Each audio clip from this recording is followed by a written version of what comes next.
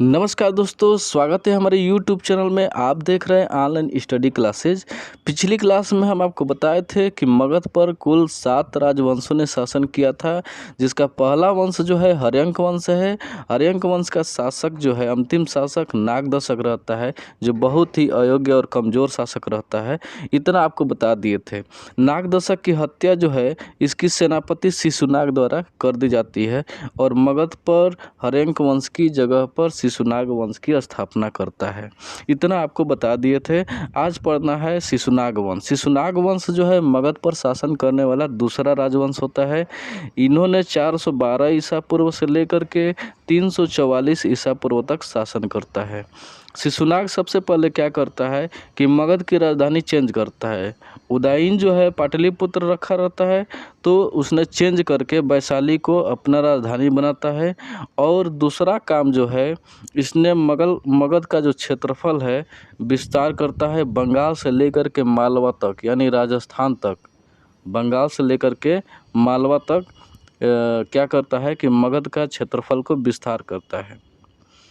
उसके बाद से क्या करता है दोस्तों, उसके बाद से शिशुनाग वंश का दूसरा सबसे राजा जो है, प्रतापी राजा जो है कालाशोक आता है, शासन करता है। कालाशोक जो है सबसे प्रतापी राजा रहता है शिशुनाग वंश में। इसने फिर क्या करता है कि अपना राजधानी चेंज करता है और वैशाली से पाटलिपुत्र राजधानी लाता है। और आपको बता दें कि बौद्ध जो है, बौद्ध संगीति, दूसरा बौद्ध संगीति इसी के काल में हुआ था, कालाशोक के काल में। ठीक है दोस्तों, तो पहला बौद्ध संगीति कब हुआ था? अजातशत्रु के शासनकाल में, हर्यंक वंश के अजातशत्रु के शासनकाल में। लेकिन दूसरा जो है बौद्ध संगीति शिशुनाग वंश के कालाशोक के शासनकाल में होता है दोस्तों। उसके बाद से शिशुनाग वंश का अंतिम शासक नंदीवर्मन होता है।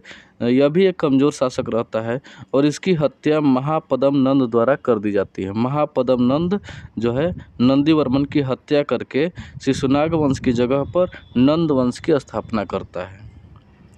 नंद वंश जो है तीसरा वंश होता है मगध पर शासन करने वाला।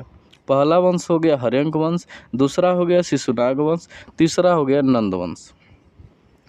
नंद वंश जो है 344 ईसा पूर्व से लेकर के 323 ईसा पूर्व तक शासन करता है।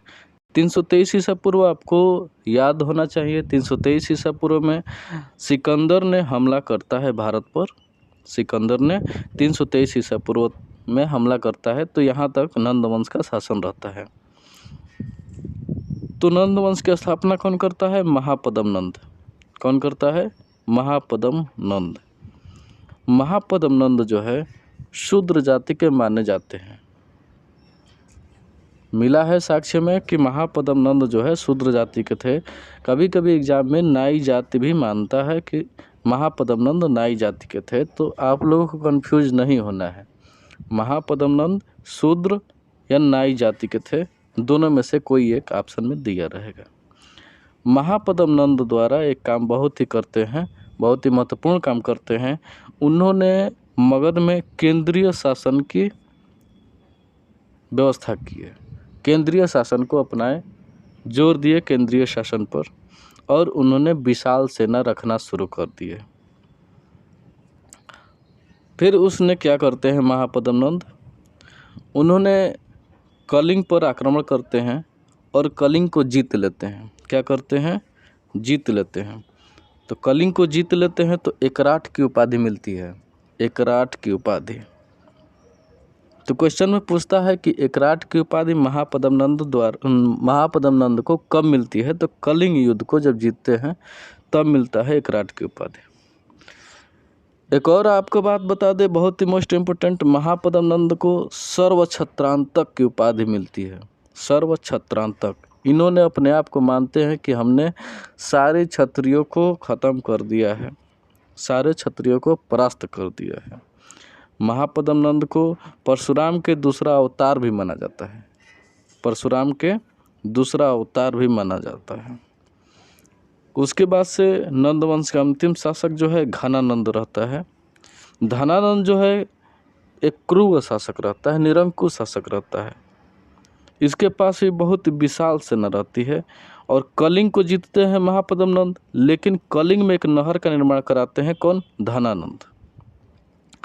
ये इतने निरंकुश होते हैं, इतने क्रूर होते हैं कि इनके पास बहुत विशाल सेना होते हुए भी कोई भी प्रजा जो है सुखी से नहीं रहते थे। इनको बहुत ही निराशावादी राजा थे। ठीक है दोस्तों, तो इतना आपको बता दिए शिशुवंश, नंदवंश। और यही धनानंद पर जो है क्या करते हैं कि चंद्रगुप्त मौर्य जो है, आगे हम आपको कहानी की तरह बताएंगे चंद्रगुप्त मौर्य किस प्रकार से धनानंद पर आक्रमण करते हैं और धनानंद को पराजित करके और अपना मौर्य वंश की स्थापना करते हैं। तो इसी के बीच में एक टर्निंग पॉइंट आता है इसी इतिहास में कि भारत में दो महत्वपूर्ण विदेशी आक्रमण हो जाते हैं। एक ईरान के आक्रमण हो जाता है, कि यूनान से आक्रमण हो जाता है। तो ये आक्रमण जो है पहले मौर्य वंश से पहले हो जाते हैं। नंद वंश की समाप्ति जब नंद वंश रहता है उसी समय ये दो महत्वपूर्ण विदेशी आक्रमण होते हैं। तो इसी में हम आपको बताएंगे सिकंदर आक्रमण करता है, हखमनी के शासक डेरियस आक्रमण करते हैं, और किस प्रकार से सिकंदर आता है, आक्रमण करता है, फिर वापस चला जाता है। मौर्य वंश के चंद्रगुप्त कैसे धनानंद को पराजित करके अपना मौर्य वंश का स्थापना करते हैं, आगे आने वाले क्लास में हम पढ़ेंगे दोस्तों। जय हिंद, धन्यवाद।